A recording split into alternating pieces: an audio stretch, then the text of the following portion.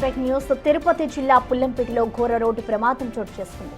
కడప చెన్నై ప్రధాన రహదారిపై ఉడుంవారిపల్లి సమీపంలో తిరుపతి నుంచి కడప వెళ్తున్న బస్సును లారీ ఢీకొట్టింది. ఈ ఘటనలో 9 నెలల పసికందుతో సహా ఓ యువతి మృతి చెందింది. మరో 30 మంది ప్రయాణికులు తీవ్రంగా గాయపడగా వారిలో కొందరి పరిస్థితి విషమంగా ఉంది. ఇటు గాయపడ్డ వారికి మెరుగైన చికిత్స కోసం రాజంపేట ప్రభుత్వ ఆసుపత్రికి తరలించారు.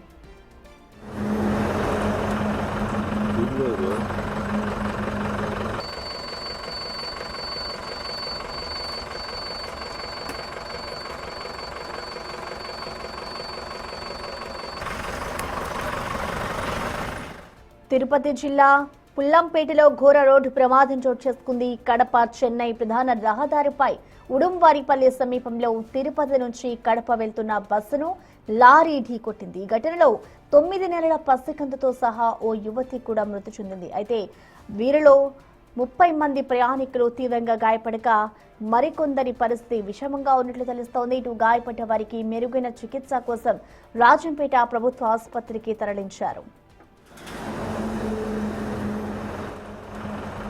Bilmiyorum.